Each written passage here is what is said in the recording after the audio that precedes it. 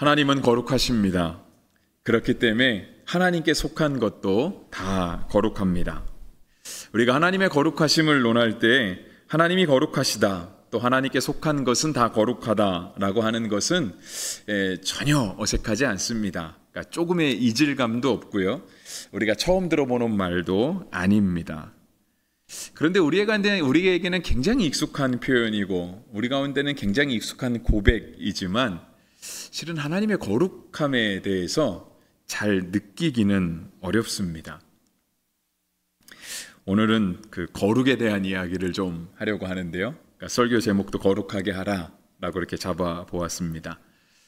그런데 조금 이렇게 어려운 점이 있습니다. 곤란한 점이 있죠. 그러니까 우리가 하나님 앞에 거룩함을 표현하는 것은 전혀 어색하지가 않은데 하나님이 거룩하시다라고 하는 것은 익숙함에도 불구하고 잘 느껴지지 않는 것. 도대체 하나님이 거룩하시다는 건 무슨 뜻일까?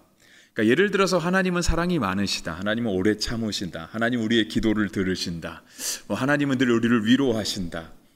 그런 것들은 우리가 좀 이렇게 경험을 해보았잖아요.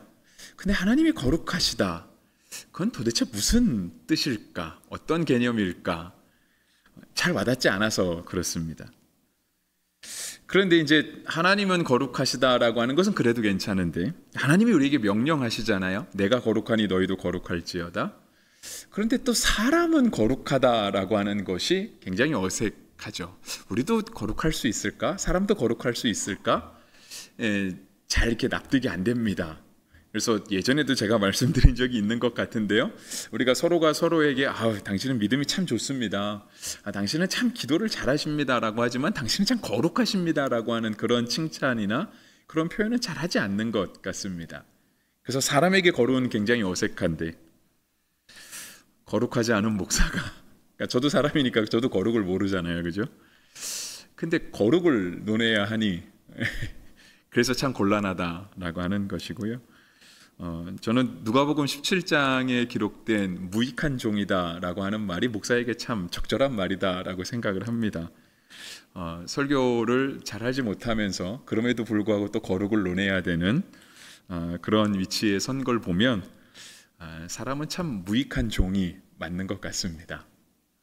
하지만 오늘 성경이 오늘 우리 가운데 거룩함에 대한 말씀을 하고 있고 또 어떻게 설교를 하게 하셨으니 하나님께서 도와주셔서 우리가 거룩을 잘 이해할 수 있고 거룩을 사모하게 되는 그런 주님의 도우심이 있기를 간절히 바랍니다. 그런 면에서 이스라엘 백성들은 참 복받은 민족이라고 할 수 있습니다. 그러니까 지금 살아가는 이스라엘 백성보다는 예전에 살아갔던 이스라엘 백성들, 그러니까 예수님과 동시대를 살아갔던 이스라엘 백성들, 하나님을 눈으로 볼 수 있었잖아요. 우리는 그렇게 주의 음성을 듣기 원하는데 그 당시 사람들은 예수님의 음성을, 그러니까 그의 육성을 그의 귀로 들을 수 있었죠. 오늘 출애굽 당시의 사람들도 역시 마찬가지입니다. 하나님과 함께 살았습니다.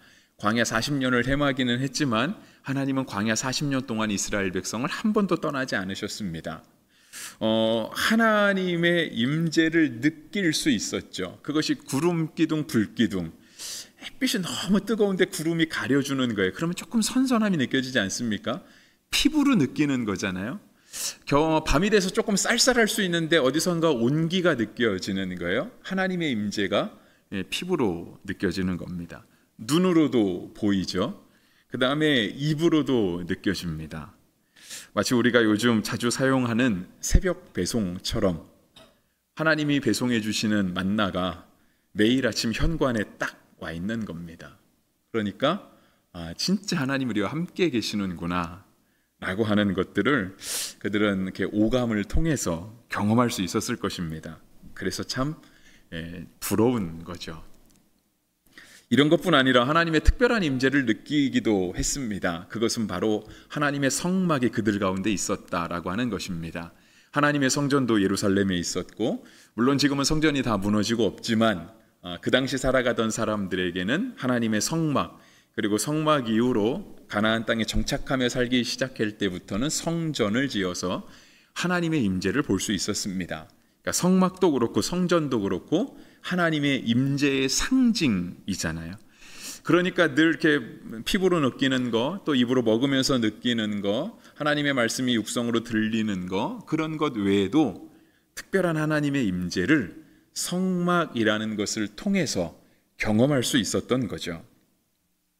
성막은 하나님께 속한 것의 대표라고 할 수 있습니다. 모든 것이 다 하나님의 것이기는 하지만 특별히 하나님의 임재의 상징으로 보여지는 성막은 그 누가 뭐라 그래도 하나님의 것입니다. 그러니까 성막은 당연히 거룩하고 그 무엇보다도 거룩합니다. 오늘날 이 성막을 대신할 수 있는 것은 바로 교회겠죠. 우리 교회도 그 중에 하나일 것이라 믿습니다. 그래서 교회도 거룩해야 합니다.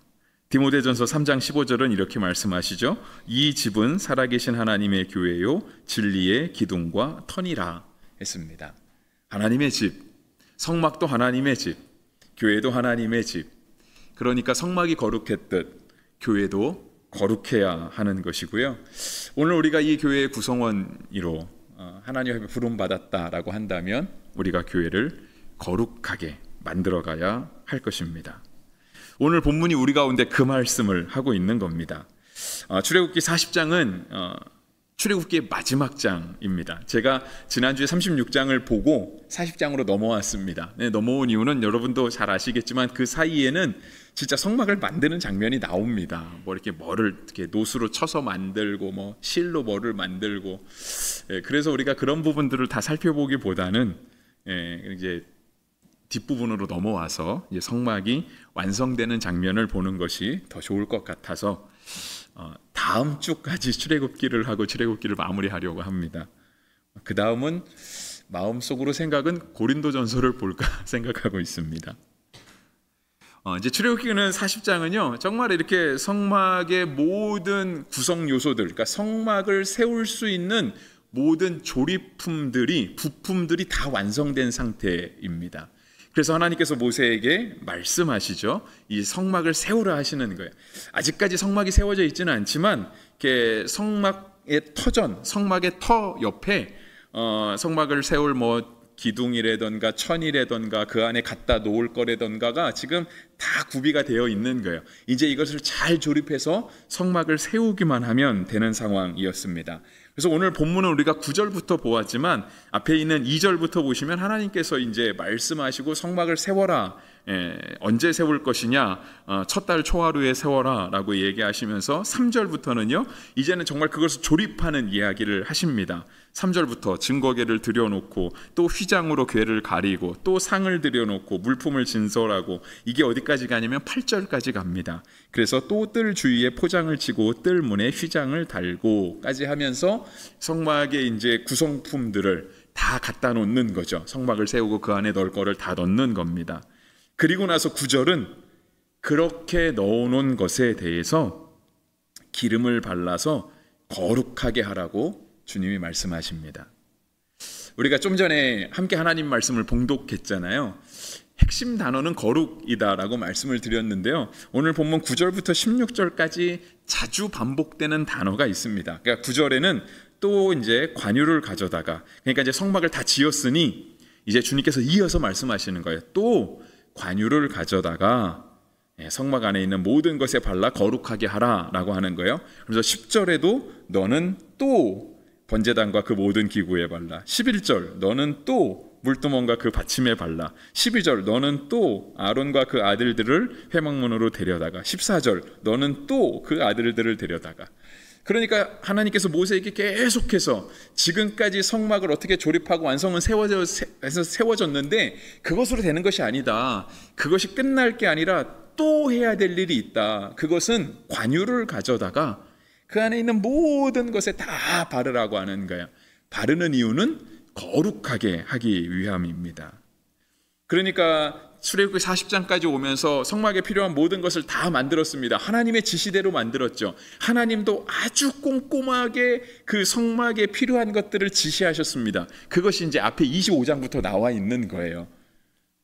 그리고 나서 이렇게 다 한 다음에요, 하나님께서 모세에게 특별히 말씀하시는 게 기름을 발라라, 거룩하게 해라 말씀하시는 거죠. 성막을 세우고 그 안에 모든 기구들을 다 제 위치에, 제자리에 갖다 놓았다고 해서 성막이 되는 것은 아닙니다. 마찬가지로 교회도 그렇죠. 교회가 건물을 올린다고 해서 다 교회가 되는 것은 아닙니다. 성도도 마찬가지죠. 성도가 나는 성도라고 명찰 달고 다닌다고 해서 성도가 되는 것은 아닙니다. 성막도 세워놓고 거룩하게 하는 그 과정의 반드시 거쳐야만 했습니다. 교회도 마찬가지죠. 건물이 중요한 게 아니라 이 건물 안에서 우리가 하나님을 예배하는가, 우리가 이 건물 안에서 정말 예수님이 의도하신 교회로 우리가 교회를 잘 세워져 가는가, 그것을 봐야 되는 거죠. 성도도 마찬가지입니다. 예배당 안에서는 다 성도일 수 있습니다. 누가 봐도 교회 안에서는 다 성도라 인정받을 수 있습니다.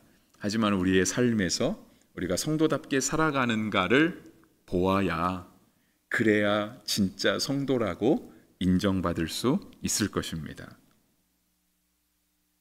그러니까 오늘 본문은요, 성막을 다 세운 거예요. 그러면서 이제 또라고 시작하면서 성막 세운 것이 끝난 거 아니다. 기름을 발라 거룩하게 해야 된다 라고 주님이 말씀하신 거죠. 그래서 궁금증이 드는 거죠. 설교를 준비하면서 궁금증이 든 것은 그거였습니다. 교회도 교회 건물 짓는다고 이게 교회가 되는 것은 아니다라고 말씀을 드렸잖아요. 반드시 거룩해지는 과정이 필요한 거죠. 그러면서 제가 궁금증으로 든 거는 그거였습니다. 분명 교회는 하나님의 집인데, 우리 아까 디모데전서 3장 15절 같이 봤잖아요. 이 집은 살아계신 하나님의 교회요 진리의 기둥과 터니라. 맞습니다. 교회는 진짜 하나님의 집이고요, 교회는 정말 진리의 기둥과 터입니다. 근데 그 안에 성도들이 사는 거잖아요. 그 안에 성도들이 함께 신앙생활하는 거잖아요. 교회는 교인이 있어서 거룩해질까요? 아니면 교인이 없는 게 차라리 더 거룩을 유지할까요? 이게 이제 제가 설교를 준비하면서 드는 궁금증이었습니다. 그러니까 우리 교회 안에도 많은 분들이 함께 신앙생활하고 있는데, 분명 이 집은 하나님의 집이고 진리의 기둥과 터인데, 우리가 이곳에서 신앙생활함으로 말미암아 하나님께서 거룩하게 지으신 하나님의 집, 진리와 기둥의 터를 우리가 더 그렇게 만들어가고 있는가? 아니면 차라리 우리가 없는 것이 교회가 더 교회의 거룩함을 유지할 수 있는 것일까? 그런 궁금증이 들었습니다. 여러분 생각은 어떠십니까? 우리가 이곳에 있어야 구포교회가 더 구포교회다워질까요? 아니면 우리가 없어야 구포교회가 더 구포교회다워질까요? 그렇죠. 누가 쉽게 답할 수 있겠습니까? 그죠? 하나님 앞에 늘 자신을 돌아볼 뿐이죠. 하나님 앞에 나 자신을 돌아볼 뿐인데요. 답은 의외로 간단합니다. 오늘 본문에 의하면 답은요 너무 쉬워요. 오늘 구포교회 안에서, 그것이 꼭 구포교회가 아니라도 이 땅에 있는 어떤 교회라 할지라도요, 우리가 거룩하면 우리가 섬기는 교회가 거룩해질 것입니다. 반대로 우리가 거룩하지 않으면 우리가 섬기는 교회가 거룩해지지 않겠죠. 본문도 마찬가지입니다. 성막 세웠습니다. 겉으로 볼 때는 그냥 천막 하나 세운 겁니다. 설계도 잘 만들어서, 왜냐하면 하나님이 아주 꼼꼼하게 설계도를 세우셨거든요. 제작법을 하나님께서 아주 꼼꼼하게 기록을 하셨어요. 그러니까 그 어떠한 천막보다 더 설계가 완벽하게 된 천막 하나가 지금 이스라엘 백성들, 그 광야를 살아가고 있는 이스라엘 백성들 한가운데 딱 세워진 겁니다. 그런데 거룩하게 구별되지 않으면 그냥 다른 천막과 다를 것이 없는 것이죠. 하지만 하나님께서 모세에게 말씀하시는 거예요. 기름 들고 다니면서 다 발라라. 그래서 거룩하게 만들어라. 주님이 말씀하시는 겁니다. 그래서 주님이 오늘 우리의 성막은 오늘날 우리 교회라고 말씀드릴 수 있다 그랬잖아요. 그래서 주님도 우리에게 말씀하시는 거예요. 내가 거룩하니 너희도 거룩할지어다. 레위기 11장 45절이고요. 이 말씀이 신약 성경에도 동일하게 적혀 있습니다. 베드로전서 4장 15절에 기록되었으되 내가 거룩하니 너희도 거룩할지어다 하였느니라. 똑같이 신약과 구약이 우리가 거룩해야 될 것을 명령하고 계시는 겁니다. 그러면 진짜 거룩은 뭘까 하는 생각이 드는데요. 제가 이해하는 거룩, 제가 그냥 성경에서 찾아본 거룩, 오늘 특별히 본문에서 그냥 제가 딱 느껴지는 거룩은 우리가 다 아는 개념입니다. 거룩은요, 그냥 구별하는 거예요. 구별하는 거. 다르다. 아까도 그랬잖아요. 밖에서 보면 그냥 천막 하나가 세워졌을 뿐이에요. 이스라엘 백성들이 광야 진치고 살 때 천막이 한두 개였겠습니까? 우리 예전에 큐티아 새벽에 민수기를 보면서 봤지만 남자만 60만 명이 넘습니다. 지파별로 가족별로 살았어요. 천막이 아마 수도 없이 많았겠죠. 근데 그 중에 하나가 그냥 성막인 거예요. 근데 하나님께서 말씀하시는 거예요. 이것은 다르다. 그러니까 오죽하면 이름도 거룩한 천막이라고 해서 성막이라고 구별했잖아요. 그러니까 거룩은 구별되는 거예요. 근데 뭘로 구별하냐? 관유를 바르는 거죠. 오늘 본문의 9절에 관유를 가져다가 라고 했으니까요. 관유를 가져다가 바르는 겁니다. 관유는 거룩하게 구별되기 위해서 쓰였던 게 그 당시 관유였습니다. 주로 어디에 쓰였냐면 오늘 본문처럼 성막 또는 성물을 거룩하게 구별하기 위해서 발랐고요. 또 우리가 잘 알고 있는 것처럼 제사장, 오늘 본문에도 나오잖아요. 12절에도 나오죠. 제사장을 세울 때 제사장에게 부었습니다. 그래서 제사장을 세웠고요. 또 우리가 잘 알고 있는 것처럼 다윗왕, 사무엘 선지자가 와서 기름을 붓잖아요. 그러니까 그때도 역시 왕을 세울 때에도 역시 쓰이고요. 또 선지자가 부름을 받을 때에도 그렇게 쓰입니다. 엘리사 같은 선지자 그렇게 쓰임을 받죠. 또 엘리사도 다음에 왕을 세울 때, 북이스라엘의 왕을 세울 때도 또 그렇게 합니다. 그러니까 다시 말해서 관유를 부어서 거룩하게 구별한다는 것은요, 우리가 하나님께 나아갈 때, 우리가 하나님께 드려질 때 그때 관유를 부어서 거룩하게 구별한다는 거예요. 바른 것과 바르지 않은 것의 차이는 분명합니다. 물론 여기도 한계는 있습니다. 뭐냐면 관유도요, 사람이 만드는 거거든요. 그냥 기름의 일종입니다. 찾아봤더니 그냥 감람나무에서 만든 짜낸 기름으로, 올리브오죠, 감람나무. 거기서 짜낸 기름으로 만든 게 관유다라고 이렇게 되어 있더라고요. 근데 만든 것도 모세가 만들거든요. 하나님께서 출애굽기 30장에서 모세에게 명령하세요. 관유를 만들라고. 그러니까 사람이 만들었으니까 사람이 만든 건 늘 부족함이 있잖아요. 완벽하지가 않잖아요. 그러니까 관유를 바른다고 해서, 그러니까 관유가 거룩하게 우리를 구별한다고 해서 관유 자체가 거룩하냐? 그건 아닌 거예요. 하나님 입장에서 볼 때는 하나님이 만들어서 하늘에서 떨어져 주신 게 아니라 모세가 이 땅에 나는 기름으로 만든 거기 때문에 그것도 역시 하나님 앞에서 완벽하게 거룩하다고 말할 수는 없는 거죠. 그렇지만 하나님께서 명령하시는 거예요. 관유를 발라서 거룩하게 해라. 그것 자체가 완벽하다고 말할 수는 없지만 관유를 바른 것과 안 바른 것은 다르다라고 하는 겁니다. 그래서 이스라엘 백성들은 관유를 거룩하게 구별하는 데만 썼습니다. 세상의 세속적인 목적으로 쓰지는 않았고요. 일상의 용도로도 쓰지 않았습니다. 그러므로 거룩하게 구별했던 거죠. 다른 예를 하나 보여드리면 이게 출애굽기잖아요. 하나님께서 출애굽기에서 모세를 처음 만나십니다. 3장에서 하나님께서 모세에게 소명을 주시잖아요. 모세가 그 떨기나무, 불타는 떨기나무 속에서 하나님을 만날 때 모세가 어떤 일인가 궁금해서 갑니다. 나무에 불이 붙었는데 불이 다 타고 꺼져야 되는데 안 꺼지는 거예요. 계속해서 사막 한가운데서 불이 계속해서 타고 있으니까 그 광경을 보기 위해서 가까이 갑니다. 그랬더니 하나님께서 말씀하시죠. 이리로 가까이 오지 말라. 내가 선 곳은 거룩한 땅이니 내 발에서 신을 벗으라 말씀하십니다. 하나님께서 말씀하시는 너가 선 곳은 거룩한 땅이다. 그러니까 너 신발 벗어야 된다라고 주님이 말씀하셨어요. 대부분의 나라는 제가 볼 때 다 신발을 신고 삽니다. 제가 볼 때 우리나라만 조금 특별한 것 같아요. 우리나라는 주로 바닥 생활을 하잖아요. 그러니까 이제 집에 들어갈 때 다 신발 벗고 들어가고, 그게 너무 익숙한데 우리 이웃 나라만 봐도 다 신발 신고 들어갑니다. 이스라엘도 역시 마찬가지고요. 그러니까 신발을 벗는다는 것 자체가 그들 가운데는 어쩌면 굉장히 특별한 행동일 수 있는 거예요. 집에도 신발을 신고 들어가는데 광야 땅 한가운데서 신발을 벗으라고 하니까 굉장히 특별한 구별된 행동이었겠죠. 물론 신발을 신고 벗는 것 자체가 모세의 거룩하냐 거룩하지 않냐를 구별해 줄 수는 없습니다. 하지만 하나님의 명령이 있는 거예요. 하나님께 가까이 오려면 신발 벗어. 이 성막이 그냥 천막이 아니라 하나님을 만나는 성막이 되려면 관유를 발라. 그것이 주님의 명령이었던 거예요. 다시 말해서 우리의 일상과 하나님께 드려지는 것은 구별을 되어야 된다라고 하는 거예요. 남들이 볼 때는 그게 뭐라고 그게 거룩한 거야. 맞아, 남들이 볼 때는 똑같습니다. 남들이 볼 때는 특별하지 않을 수 있어요. 하지만 우리는 믿음으로 하나님께서 이렇게 하면 거룩해진다라고 말씀을 하시니 우리는 하나님의 명령에 순종해서 그렇게 우리의 삶을 구별하는 겁니다. 여러분, 실은 이 수요예배 시간도 마찬가지이지 않습니까?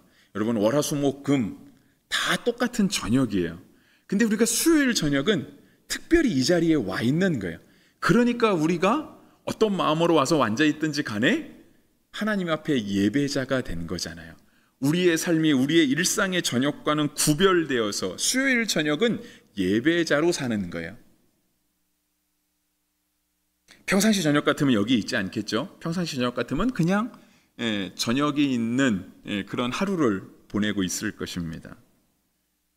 그런데 수요일만큼은 이게 뭐 대단한 거라고. 이러니까 목사가 지금 예배를 대단하지 않게 여기는 것 같죠, 그죠? 근데 수요일만큼은 이 시간이 하나님과 약속한 시간이라고 우리가 이 자리에 와 있는 거예요. 그랬더니 하나님이 우리를 예배자로 여겨주시는 거예요. 여러분, 수요일 이 자리에 오는 것이 그렇게 쉬운 것은 아닙니다. 우리가 7시 반이 어쩌면 가장 적절한 시간인 것 같지만 일하다 오신 분들은요, 솔직히 7시 반에 맞춰 오시는 것이 그렇게 쉽지는 않습니다. 게다가 퇴근하고 저녁까지 드시고 오시려고 한다면, 집에 들렸다 오시려면 정말 바쁜 시간이 7시 반입니다. 그러니까 7시 반에 저녁 먹고 식구들과 같이 오려면 퇴근을 조금 신경 써야 됩니다. 근데 회사에서 퇴근을 신경 써서 하려니 눈치가 보이죠, 그죠? 그런데 그게 거룩이라는 거예요. 그렇게 우리가 일상에서 신경 쓰는 것, 그렇게 해서 우리의 일상을 우리가 하나님 앞에 예배자로 서는 것과 구별하는 것, 그것이 바로 거룩함이라고 하는 것입니다. 이것으로 다 거룩이 설명되지는 않겠죠. 하지만 주님이 말씀하신 건 그거예요. 관유를 발라서 거룩하게 해라. 다른 기름은 될까요, 안 될까요? 다른 기름은 안 되는 거예요. 똑같은 기름인데 왜 안 되나요? 하나님이 안 된다고 했으니까 안 되는 거예요. 근데 그 말씀에 순종하는 게 거룩이라고 하는 거예요. 그렇게 구별하는 게 거룩이라고 하는 겁니다. 그러면서 오늘 본문은 우리 가운데 거룩해야 될 이유를 말씀하고 계세요. 우리가 거룩해야 될 이유는요, 하나님이 거하실 자리를 만들기 위함입니다. 아까도 말씀드렸지만 이스라엘 백성들이 광야에서 천막 치고 살았다 그랬잖아요. 근데 그렇게 수없이 많은 천막 중에 유일하게 딱 하나, 성막만 하나님의 임재가 있는 임재의 상징이었던 거예요. 근데 그것을 거룩하게 구별하니 그 자리에 하나님이 임하시더라 하는 거죠. 그러니까 우리가 거룩해야 되는 이유는요, 우리의 삶에 하나님의 자리를 마련해 드리는 거예요. 우리의 삶에 하나님이 임하시도록 그 자리를 구별하는 것이 우리가 거룩해야 되는 이유입니다. 우리가 하나님과 만나는 자리를 우리는 계속해서 가져야 됩니다. 그런데 이제 그것이 그냥 어느 순간 대수롭지 않게 생각될 수 있습니다. 어차피 다음 주에도 예배를 드릴 거고, 이 특별히 일이 있으면 뭐 한 번 빠질 수도 있지 뭘. 여러분, 한 번 빠지는 게 어렵지 2번 빠지는 건 어렵지 않습니다. 근데 이제 그렇게 그게 반복되기 시작되면 예배드리지 않는 삶, 우리가 하나님과 따로 만나지 않는 삶, 말씀을 묵상하지 않고 기도하지 않고 그렇게 살아가는 삶이 익숙해지기 시작합니다. 근데 그런 것들이 쌓이면 어느 순간 이제는 하나님과 만나는 것 자체가 어색해지는 거예요. 처음에는 예배를 빠지는 것 자체가 어색했는데 그게 반복되다 보면 나중에는 예배를 드리는 게 어색해지는 거예요. 그래서 이제 어느 순간 막막하게 돼요. 내가 하나님 어떻게 만났었지? 내가 이때는 꼭 하나님의 말씀을 한번 들어봐야 되겠는데, 하나님이 나에게 원하시는 거가 무엇인지를 내가 이 시간에 꼭 분별해 봐야 되겠는데, 하나님을 어떻게 만났었는지가 기억이 안 나는 거예요. 하나님의 뜻을 어떻게 분별했었는지가 너무 오래전 일이어서 이제는 분별할 수 있는 재간이 없는 거예요. 성경이 없는 것 아니에요. 교회가 없는 것 아니에요. 그런데 그게 잘 안 되는 거예요. 여러분, 우리가 하나님 앞에 거룩해야 될 이유는요, 우리 가운데, 우리의 삶 가운데 하나님의 자리를 마련해 드리는 거예요. 디모데전서 2장 8절은 이렇게 말씀하세요. 거룩한 손을 들어 기도하기를 원하노라. 여러분, 우리가 기도할 때 손 안 들고 기도해도 괜찮습니다. 하나님은 다 아실 거예요. 찬양할 때 손 안 들어도 괜찮아요. 근데 들면 더 좋고요. 기도하실 때 손 드시면 더 좋습니다. 근데 오늘 디모데전서는 얘기하시는 거예요. 거룩한 손을 들어 기도하기를 원하노라. 다시 말해, 거룩한 손을 들므로 하나님과 기도가 소통될 수 있다. 하나님과 기도로 만날 수 있다라고 하는 것을 디모데전서 말씀하시는 거거든요. 제 말은 꼭 무조건 손을 들어야 된다가 아닙니다. 안 드셔도 괜찮아요. 하지만 우리 가운데 그렇게 하나님을 만나는, 하나님과 소통할 수 있는 그 무언가 장치가 필요하다라고 하는 건데요. 그것이 바로 거룩함인 거예요. 그래서 아까 디모데전서도 그랬잖아요. 거룩한 손을 들어. 더러운 손은 안 됩니다. 거룩한 손을 들니까 거룩함이 하나님과 만나는 통로가 되는 겁니다. 또 하나는요, 거룩할 이유, 그것은 거룩하지 않은 것을 피하기 위함입니다. 우리가 거룩해야 되는 이유는 거룩하지 않은 것을 가까이 하지 않기 위해서입니다. 마태복음 7장 6절에 이런 말씀을 하세요. 거룩한 것을 개에게 주지 말며 너희 진주를 돼지 앞에 던지지 말라. 그들이 그것을 발로 밟아 돌이켜 너희를 찢어 상하게 할까 염려하라. 그렇죠? 돼지와 진주는 잘 어울리지 않습니다. 역시 거룩한 것을 개에게 주지 않습니다. 만약에 우리가 생각 없이 돼지에게 진주를 준다, 그것은 우리가 진주를 어디다 놔야 될지 놓지 말아야 될지를 구별하지 못한 겁니다. 거룩한 것을 개에게 던지는 것도 마찬가지예요. 거룩함을 어떻게 관리하고 유지해야 될지를 우리가 잘 분별하지 못한 거예요.